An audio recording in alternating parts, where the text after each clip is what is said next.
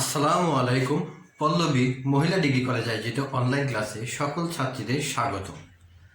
আমি মোহাম্মদ শাফায়েত হাসান, প্রভাষক, finance banking বিভাগ। আজ আমি তোমাদের মাঝে হাজির হয়েছি অনার্স তৃতীয় বর্ষ হিসাব বিজ্ঞান বিভাগের ক্লাস অর্থায়নের নীতিমালা এর দ্বিতীয় অধ্যায় ক্যাপিটাল বাজেটিং অ্যান্ড রিস্ক অ্যানালাইসিসের থেকে। গত ক্লাসে আমি তোমাদের দেখিয়ে দিয়েছিলাম পেব্যাক পিরিয়ড। আজকে আমি তোমাদের দেখাবো বিনিয়োগ উপার্জন হার, হিসাব বিজ্ঞানের উপার্জন হার, এই দুটো বিষয় দেখা দেব। তো ক্লাসের শুরুতেই আমি ধন্যবাদ জানাচ্ছি মহান আল্লাহ তাআলাকে, যিনি এই করোনা মহামারীর সময় আমাদের সুস্থ সবল রেখেছেন। আমি আরও ধন্যবাদ জানাচ্ছি আমাদের অধ্যক্ষ, উপাধ্যক্ষ এবং অনলাইন ক্লাসের সাথে সংযুক্ত সকল ছাত্রীবৃন্দ। সকলকে সালাম ও শুভেচ্ছা জানিয়ে আমি আমার আজকের ক্লাস শুরু করছি। তো প্রিয় শিক্ষার্থী, আজকে আমরা নতুন একটা অঙ্ক শিখব।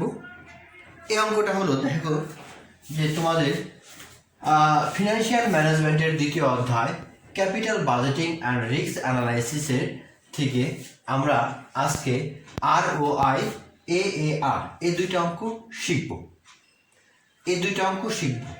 এই অঙ্ক করার আগে আমরা আমাদের ক্লাসে সূত্র নিয়ে আলোচনা করব। কিছু সূত্র নিয়ে আলোচনা করার পরে আমরা একটা অঙ্কে চলে যাব। তো সূত্রের প্রথমে দেখো আমরা আজকে কি শিখব সেটা আমরা জানি, যে আজকে আমরা শিখব বিনিয়োগ উপার্জন হার, যা রিটার্ন অন ইনভেস্টমেন্ট ROI নামে পরিচিত। 2, হিসাব বিজ্ঞানের উপার্জন হার বা গড় উপার্জন হার বা অ্যাকাউন্টিং রেট অফ রিটার্ন বা average rate of return AAR। এই দুইটা অঙ্ক সম্পর্কে আজকে আমি শিখব। প্রথমেই আমি সূত্র নিয়ে আলোচনা করব, তারপর আমি একটা অঙ্ক করব, সেখানে এই বিনিয়োগ উপার্জন হার আর হিসাব বিজ্ঞানের উপার্জন হার এই দুটা দেওয়া থাকবে। এই দুটো নিয়ে আমি বিশদভাবে আলোচনা করব। দেখো, 1 নম্বরে দেওয়া আছে ROI, AAR, অ্যাভারেজ ইনভেস্টমেন্ট, এই কয়েকটা সূত্র দেওয়া আছে। এই সূত্র সম্পর্কে বুঝতে হলে আগে আমাদের এখানের এই ফুল মিনিংসগুলা বুঝতে হবে। অর্থাৎ যে ওয়ার্কিংয়ের যে পিছনে যে ফুল মিনিং দেওয়া আছে, সেই ফুল মিনিং সম্পর্কে আগে আমরা বুঝব। তো প্রথমে দেখো দেওয়া আছে ROI অর্থাৎ রিটার্ন অন ইনভেস্টমেন্ট।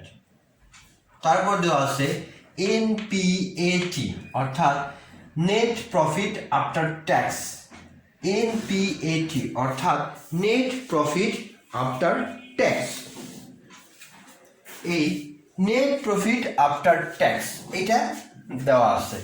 তারপর দেওয়া আছে EAT, earning after tax. EAT, earning after tax অর্থাৎ ট্যাক্স পরবর্তী আয়। আর এটা হলো নেট প্রফিট আফটার ট্যাক্স অর্থাৎ ট্যাক্স প্রদানের পরে যে প্রফিটটা থাকবে সেটাই। তারপর দেওয়া আছে দেখো NCO, net cash outflow. NCO। তারপরে AAR, অ্যাভারেজ বা অ্যাকাউন্টিং রেট অফ রিটার্ন, তোমরা যেটাই বলো। আইতে দেওয়া আছে ইনভেস্টমেন্ট, SV মানে salvage value, WC working capital. আর অ্যাভারেজ NPAT অর্থাৎ এই NPATর গড় হলো total NPT divided by useful life. অর্থাৎ যদি মনে করো যে টোটাল NPAT 100 আসছে, ইউজফুল লাইফ 5, তাহলে 100-রে 5 দিয়ে আমরা ভাগ করলে পাবো 5×100। অর্থাৎ আমি একটা উদাহরণ দিই, যদি টোটাল NPT থাকে 100 আর নিচে ইউজফুল লাইফ থাকে 5, তাহলে আমরা ভাগ করলে কত পাবো? 5×100। তার মানে আমরা পেয়ে যাব। এইভাবে করলেই আমরা পেয়ে যাব।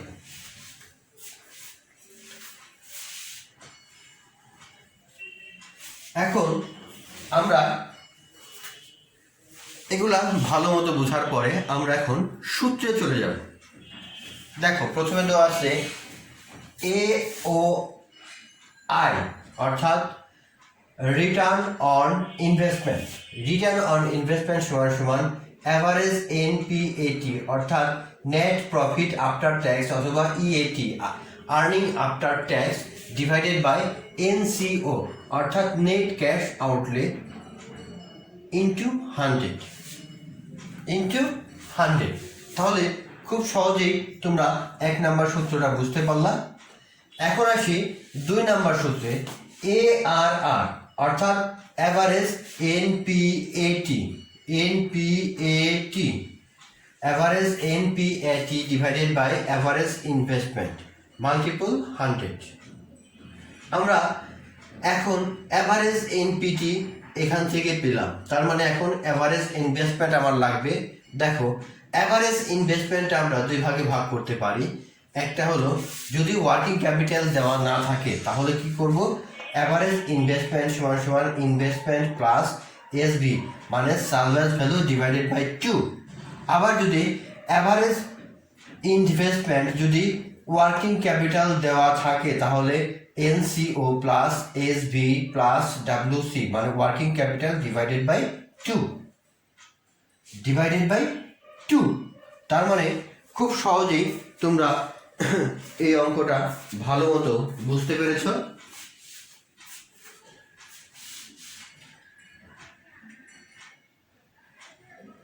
আমি আরেকবার বুঝিয়ে দিচ্ছি।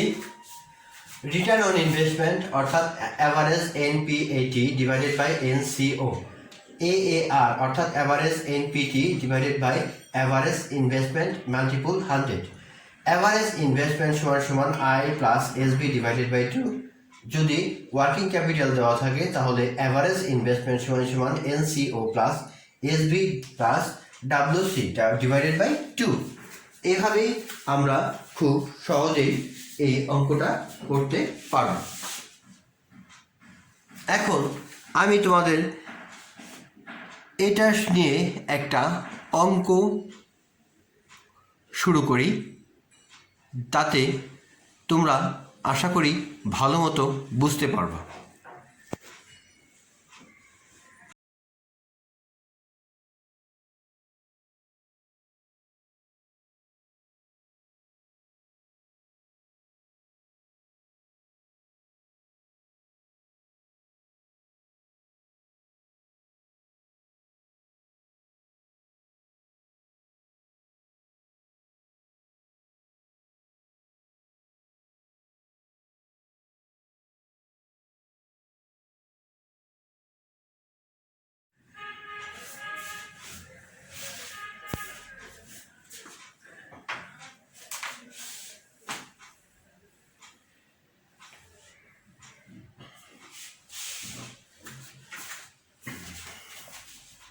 প্রিয় শিক্ষার্থী, তোমাদের মাঝে সূত্রের পরে আমি একটা অঙ্ক নিয়ে হাজির হয়েছি, যে অঙ্ক দিয়ে তোমরা এই রিটার্ন অন ইনভেস্টমেন্ট আর অ্যাকাউন্টিং রেট অফ রিটার্ন বা অ্যাভারেজ রেট অফ রিটার্ন সেই সম্পর্কে তোমরা জানতে পারবা।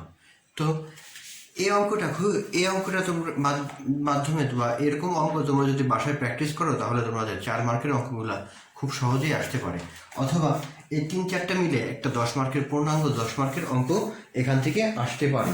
সেই জন্য তোমাদের কাছে খুবই গুরুত্বপূর্ণ বিষয় হলো এটা। তো শিক্ষার্থী, আমি একটা অঙ্ক তোমাদের দেখো হোয়াইট বোর্ডে লিখে দিয়েছি, এটা আমরা পড়ব, বুঝবো, বোঝার পরে আমরা এই অঙ্কটা করব।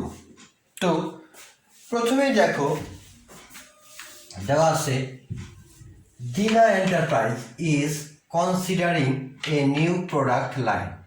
The details of the investment proposal are initial cash outlay 1 লক্ষ টাকা, expected life 5 years, scrap value বা ভগ্নাশেষ মূল্য যেটা সেটা 10,000 টাকা, ওয়ার্কিং ক্যাপিটাল 20,000 টাকা। তারপর দেওয়া আছে দেখো ক্যাশ ফ্লো দেওয়া আছে ইয়ার 1 25,000 টাকা, ইয়ার ক্যাশ ফ্লো। তো প্রথম বছরে আছে 25,000 টাকা, দ্বিতীয় বছরে আছে 30,000 টাকা, তৃতীয় বছরে আছে 32,000 টাকা, চতুর্থ বছরে আছে 35,000 টাকা, পঞ্চম বছরে আছে 40,000 টাকা। তার মানে এই টাকাগুলো দেওয়া আছে। The project cost of capital is 10% and tax rate is 45%. Depreciation will be straight line basis. Now calculate ROI অর্থাৎ return on investment and ARR অর্থাৎ অ্যাকাউন্টিং রেট অফ রিটার্ন বা অ্যাভারেজ রেট অফ রিটার্ন তোমরা যেটা যাই বলো। তাহলে অঙ্কটা পড়লাম, এখন আমরা অঙ্কটা বোঝার চেষ্টা করি। দেখো, dinner enterprise is considering a new product line, অর্থাৎ ডিনা এন্টারপ্রাইজ নামে একটা প্রতিষ্ঠান, সেটা নতুন প্রোডাক্টের একটা লাইন করবে, সেটা মানে নতুন চিন্তা ভাবনা করতেছে সেই পরিমাণ। The details of investment proposal আর, অর্থাৎ এই প্রপোজালের যে ইনভেস্টমেন্টগুলো আছে সেগুলো নিম্নে দেওয়া হবে। প্রথমে দেওয়া আছে ইনিশিয়াল ক্যাশ আউটলে, অর্থাৎ ইনিশিয়াল যেটা ক্যাশ আউটলে আছে সেটা আছে 1 লক্ষ টাকা। এক্সপেক্টেড লাইফ, সেটা এক্সপেক্টেড লাইফ করতেছে, মানে এই প্রজেক্টের লাইফটা হলো 5 বছর। স্ক্র্যাপ ভ্যালু অর্থাৎ ভগ্নাংশের মূল্য 10,000 টাকা। ওয়ার্কিং ক্যাপিটাল মানে দৈনন্দিন যে খরচপাতি চালানোর জন্য যে টাকার প্রয়োজন হবে সেটা ওয়ার্কিং ক্যাপিটাল নামে পরিচিত। এই ওয়ার্কিং ক্যাপিটাল আছে 20,000 টাকা। ইয়ার প্রথম বছরে দেখো, প্রথম বছরে 25,000 টাকা, দ্বিতীয় বছরে 30,000 টাকা বা ক্যাশ ফ্লো আছে যেটা এই প্রজেক্টের। তৃতীয় বছরে 32,000 টাকা, চতুর্থ বছরে 35,000 টাকা, পঞ্চম বছরে 40,000 টাকা। তারপর দেখা আছে the project cost of capital is 10%, অর্থাৎ এটার কস্ট অফ ক্যাপিটাল আছে 10% অ্যান্ড ট্যাক্স রেট আছে 45%. Depreciation will be straight line basis. Now calculated ROI ARR, অর্থাৎ এগুলা বের করতে হবে।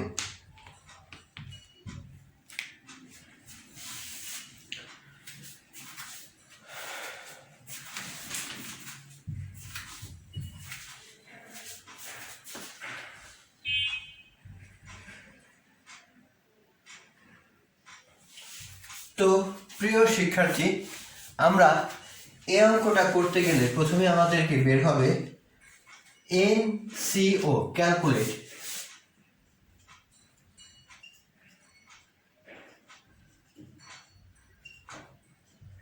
NCO, অর্থাৎ প্রথমে আমাদেরকে বের করতে হবে নেট ক্যাশ আউটলে।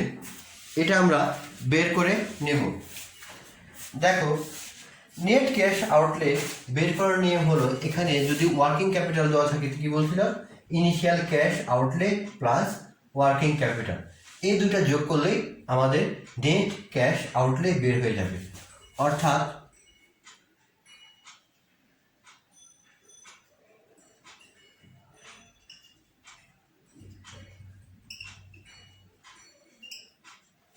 কত আছে, 1 লক্ষ টাকা। তারপরে আছে ওয়ার্কিং ক্যাপিটাল অ্যাড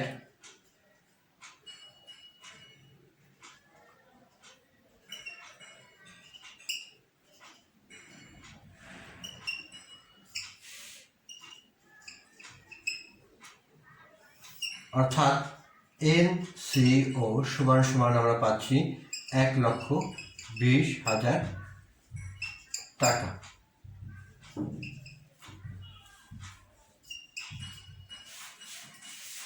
খুব সহজেই আমরা নেট ক্যাশ আউটলেটা বের করে নিলাম। তারপরে আছে, এখন আমরা বের করব, এটা হলো ওয়ার্কিংগুলো আমি করে নিচ্ছি, পরে সূত্রের মাধ্যমে আগে সমাধান করব। তারপরে এখন আমাকে বের করতে হবে কি, ডিপ্রিসিয়েশনটা বের করব।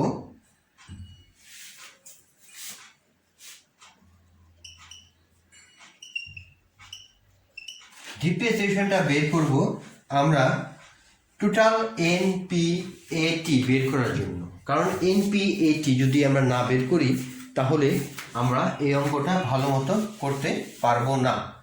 তাই ক্যালকুলেশন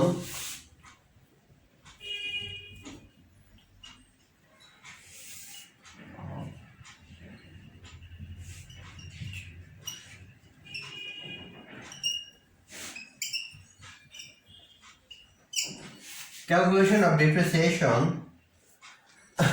আমরা ডিপ্রিসিয়েশনটা বের করব। তার মানে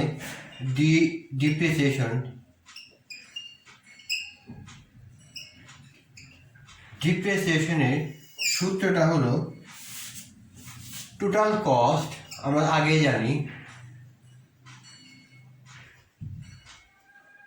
মাইনাস এসভি বা স্ক্র্যাপ ভ্যালু, যেটা আছে স্ক্র্যাপ বা সালভেজ ভ্যালু যেটাই বলি আমরা, স্ক্র্যাপ ভ্যালু আর হলো ইউজফুল লাইফ।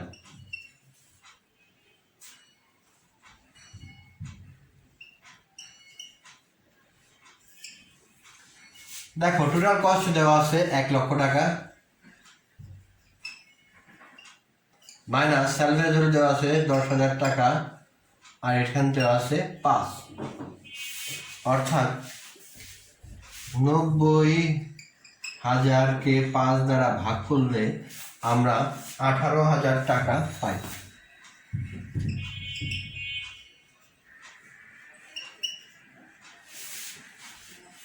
তাহলে ডিপ্রিসিয়েশনটা আমরা বের করলাম। এখন ডিপ্রিসিয়েশন বের করার পরে আমরা কি বের করব? এনপিএটি টেবিল। এনপিএটি টেবিলের মাধ্যমে আমরা এই সমস্ত টাকাগুলো বের করতে পারবো বা টোটাল এনপিটি বের করতে পারবো।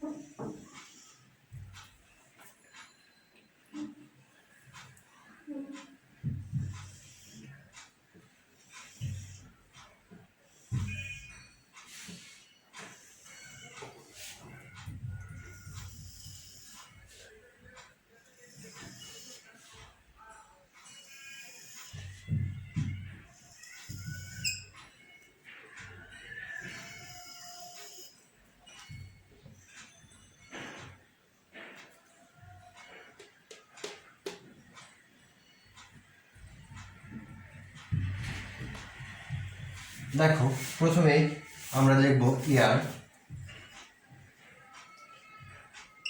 CFBT, আমি একটু পরে একটু বলে দিতেছি, আগে লিখে নিই আমি। DEP NP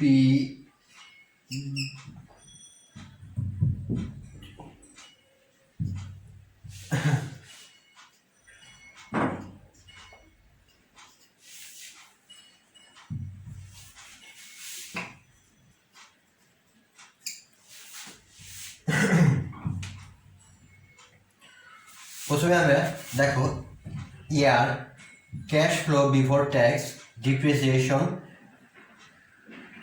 net present benefited, তারপরে @ ট্যাক্স,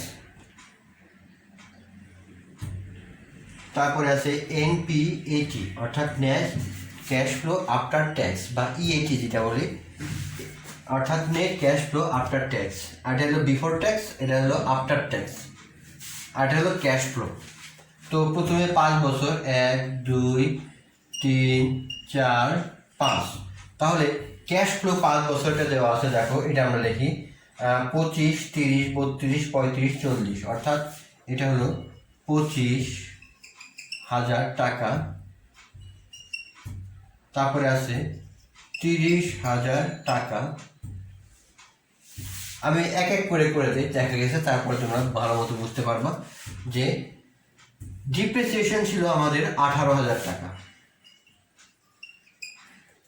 NPBT অর্থাৎ এখান থেকে এটা বাদ দেওয়ার পরে যা থাকবে তাই হলো NPBT, অর্থাৎ 18,000 টাকা থেকে 25,000 টাকা থেকে 18,000 টাকা বাদ দিলে থাকবে 7,000 টাকা।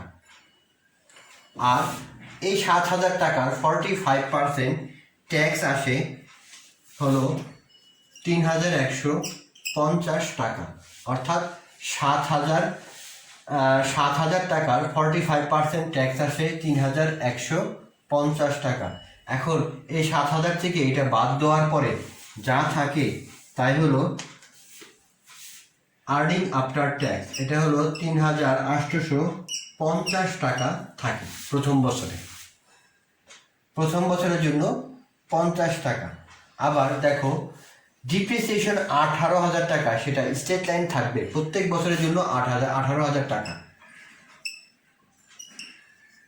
কারণ এটা আমরা স্টেট লাইন যেহেতু বলে নিয়েছে অঙ্কে, সেহেতু আমরা প্রত্যেক বছর এটা তাই ব্যবহার করব। তার মানে কি, এখন আছে 3,000 টাকা, দেখো দ্বিতীয় বছর আছে 30,000 টাকা, 30,000 টাকা, এটা থেকে বাদ দিলে আমরা এখানে পাই 12,000 টাকা। 12,000 টাকার 45% আমরা পাই 5,400 টাকা। আমরা এই 12,000 টাকার 45% পাই 5,400 টাকা। এটা থেকে এটা আমরা যখন বাদ দেব তখন আমরা পাবো 6,600 টাকা।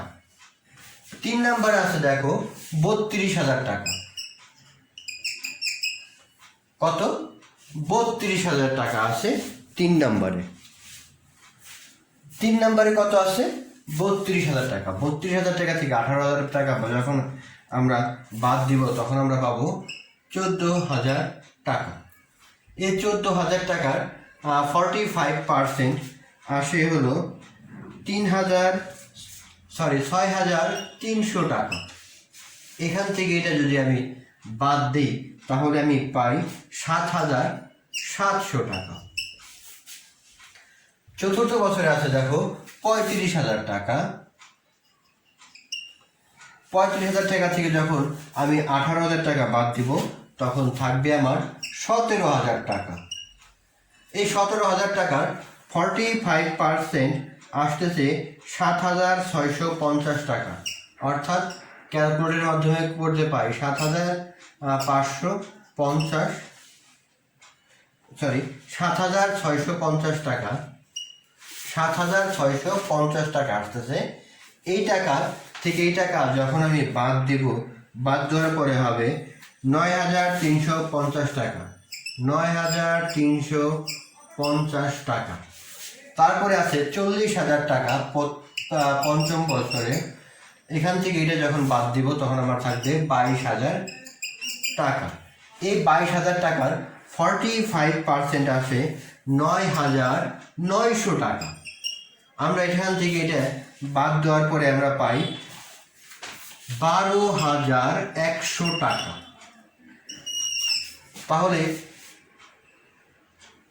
পুরা 5 বছরে এনপিএটি আমরা পেয়ে গেলাম।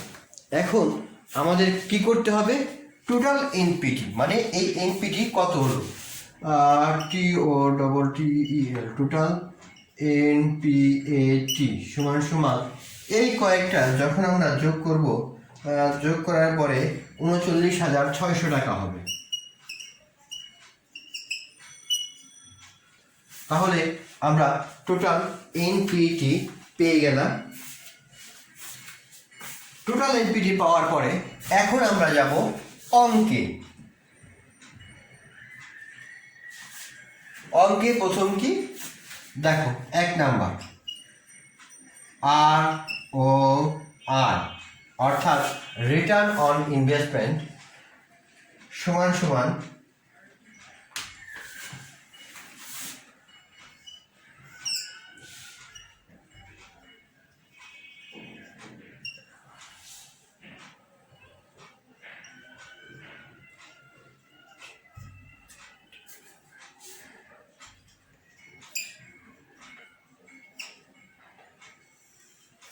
এটাই তো সূত্র ছিল, তাই না? আমি তোমাদের প্রথমে দেখিয়ে দিলাম যে ROI, average NPAT divided by NCO multiple 100। এখন অ্যাভারেজ এনপিটি সমান সমান আমরা যে সূত্রটা জানি,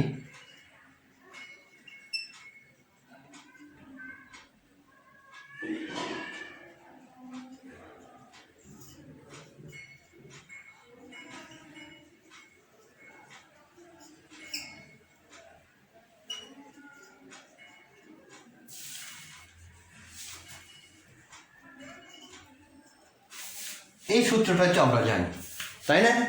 খুব সহজ অঙ্ক, তোমরা একটু বাসায় চেষ্টা করবে এবং বাসায় বোঝার চেষ্টা করো। দেখো, টোটাল এনপিটি দেওয়া আছে 396 divided by useful life 5 years, সেটা আমরা জানি।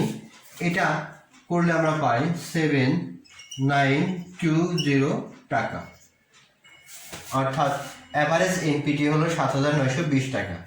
তার মানে যখন আমরা এটা পেয়ে গেলাম তখন হলো অ্যাভারেজ এনপিটি হলো 7920। এনসিও প্রথমেই যেটা দেওয়া ছিল যে এনসিও 1,20,000 টাকা, মাল্টিপল 100। খুব সহজেই আমরা এই অঙ্কগুলা করতে পারি। এখন ক্যালকুলেটরের মাধ্যমে আমরা করলে এই অঙ্কের সমাধান পাই 6.60%। তার মানে খুব সহজেই আমরা ROI, রিটার্ন অন ইনভেস্টমেন্টটা খুব সহজেই পেয়ে গেল। প্রিয় শিক্ষার্থী, আশা করছি তোমরা ROI ভালো মতো বুঝতে পেরেছ।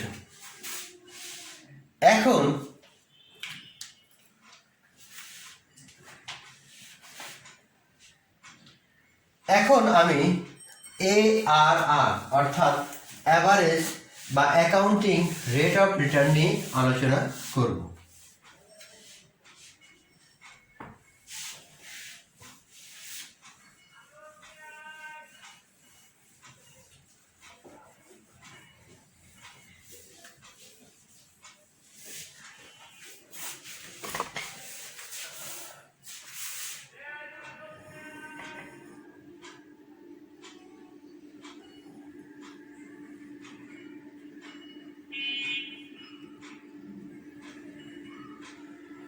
দেখো শিক্ষার্থী,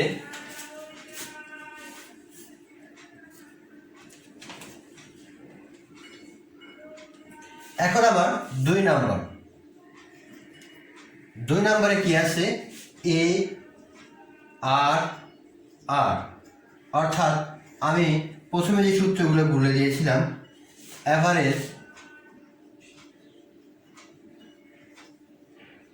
NPAT divided by average investment।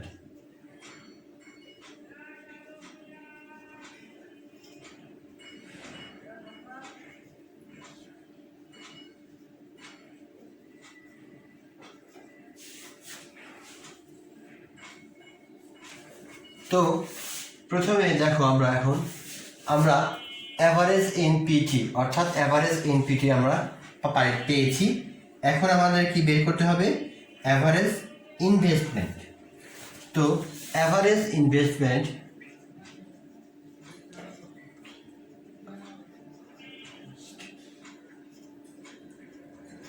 সমান আমরা যে সূত্রটা জানি সেটা হলো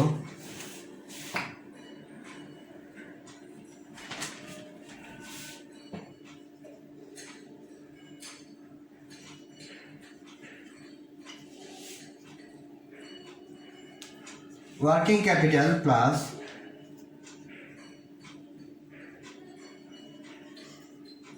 salvage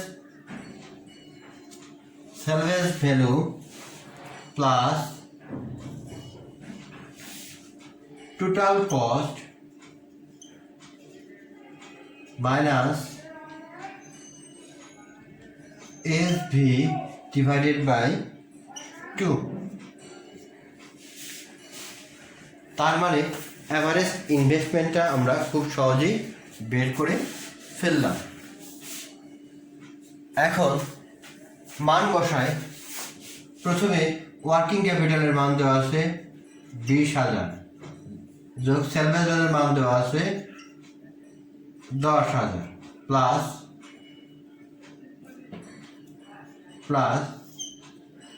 এটা টোটাল কস্ট দেওয়া আছে 1,00,000 টাকা, মাইনাস এসবি দেওয়া আছে 10,000 টাকা, ডিভাইডেড বাই 2, অর্থাৎ 30,000 যোগ এই দুটো আমরা পাই করলে 45,000, অর্থাৎ টোটাল আসে 75,000 টাকা। আমরা সমাধান করলে এই অঙ্কটা পাই। তো শিক্ষার্থীরা, তোমরা নিশ্চয়ই বুঝতে পেরেছ। তো এখন আমি মান বসাবো। অ্যাভারেজ এনপিএটি অর্থাৎ অ্যাভারেজ এনপিটির মান দেওয়া আছে 7,920 টাকা, আর অ্যাভারেজ ইনভেস্টমেন্ট দেওয়া আছে 75,000 মাল্টিপল 100। খুব সহজেই আমরা অঙ্কটা করতে পারলাম, তাই না? দেখো, এখন আমরা এই দুইটা যখন মান বসাবো, তখন মান বসালে পাই বা ক্যালকুলেটরের মাধ্যমে করে পাই 10.65%। মনে রাখবা, ROI রিটার্ন অন ইনভেস্টমেন্টের যে এটা অবশ্যই পার্সেন্ট দেবা, AAR অর্থাৎ অ্যাকাউন্টিং বা অ্যাভারেজ রেট অফ রিটার্নের ক্ষেত্রেও তোমরা পার্সেন্টেজ দেবা। তাহলে খুব সহজেই আমি অঙ্কটা তোমাদের বুঝিয়ে পারছি, খুব সহজেই অঙ্কটা আমি তোমাদের করে দিলাম।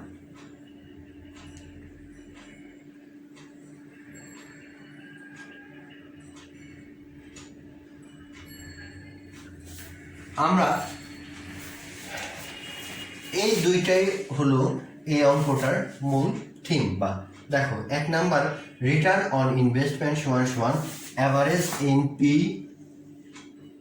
এনপিএটি, অর্থাৎ অ্যাভারেজ এনপিএটি আমরা বের করেছি ডিভাইডেড বাই এনসিও। প্রথমেই কিন্তু আমরা এনসিওর মান 1,20,000 টাকা বের করে নিয়েছি।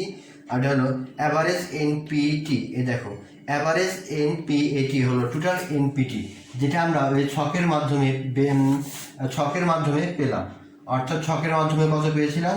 39,600 টাকা। তাকে 5 দ্বারা ভাগ করার পরে 7,920 টাকা চলে এসেছে। তার মানে হলো অ্যাভারেজ এনপিটি 7,920 টাকা। আমরা যখন এটাকে ভাগ দিলাম, ভাগ দেওয়ার পরে পেয়ে যায় রিটার্ন অন ইনভেস্টমেন্ট পেলাম 6.60%। তাহলে খুব সহজেই আমরা এটা পেয়ে গেছি। আবার দেখো,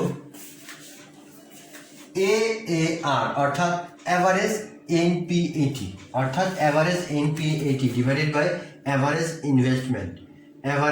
ইনভেস্টমেন্ট অর্থাৎ অ্যাভারেজ এনপিটি যখন আমরা এটা পেয়ে গেছি 7,920 টাকা, এখন অ্যাভারেজ ইনভেস্টমেন্ট আমরা জানি অ্যাভারেজ ইনভেস্টমেন্ট সমান সমান working capital plus salvage value plus total cost minus SB divided by 2। এই সূত্রটা আমরা জানি। তো জানার পরে আমরা খুব সহজেই বের করেছি। ওয়ার্কিং ক্যাপিটাল দেওয়া ছিল 20,000 টাকা, সালভেজ ভ্যালু বা স্ক্র্যাপ ভ্যালু যেটা আসলো সেটা ছিল 10,000 টাকা। তারপর টোটাল কস্ট বা স্ক্র্যাপ ভ্যালু, দেখো 1 লক্ষ থেকে 10,000 বিয়োগ দেওয়ার পরে আমরা 2 দ্বারা ভাগ দিলে, অর্থাৎ 90,000কে 2 দ্বারা ভাগ দিয়েছি, ভাগ দেওয়ার পরে 45,000 টাকা পেয়ে গেছি।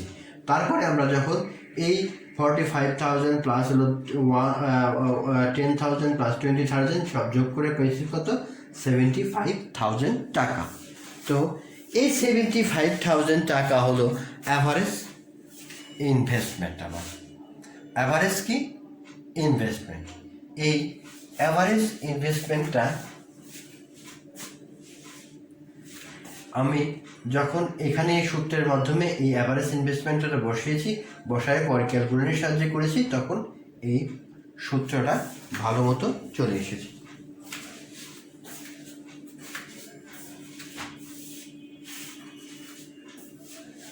প্রিয় শিক্ষার্থীরা, আশা করি এই অঙ্কটা ভালো মতো তোমরা বুঝতে পেরেছ। আমি পরবর্তী ক্লাসে এনপিভি নিয়ে আলোচনা করব, অর্থাৎ নেট প্রেজেন্ট ভ্যালু যেটা আছে সেটা নিয়ে আলোচনা করব। তারপরে অ্যাভারেজ রেট অফ রিটার্ন নিয়ে তো আলোচনা করলামই। তারপরে আরও যে সূত্রগুলো আছে সেই সূত্র নিয়ে আমি আলোচনা করব আমার পরবর্তী ক্লাসে। সেই পর্যন্ত আশা করি সবাই সুস্থ থেকো, ভালো থেকো, এই কামনা করি আমি আজকের মতো এখানেই বিদায় নিচ্ছি। সর্বশেষে আমি ধন্যবাদ জানাচ্ছি আমার মহান রব্বুল আলামিন, আল্লাহ তাআলার লাখ লাখ শুকরিয়া জ্ঞাপন করছি, কারণ তিনি এই করোনা মহামারীর সময় আমাদের সুস্থ সবল রেখেছেন। আমি আরও ধন্যবাদ জানাচ্ছি আমাদের অধ্যক্ষ, উপাধ্যক্ষ এবং অনলাইন ক্লাসের সাথে সংযুক্ত সকল শিক্ষক মণ্ডলী ও ছাত্রীবৃন্দ। তোমাদেরকে সালাম ও শুভেচ্ছা জানিয়ে আমি আমার আজকের মতো এখানেই শেষ করছি। সবাই ভালো থেকো, সুস্থ থেকো, এই কামনা করে আজকের মতো আমি বিদায় নিচ্ছি। আল্লাহ হাফেজ, সবাই ভালো থেকো।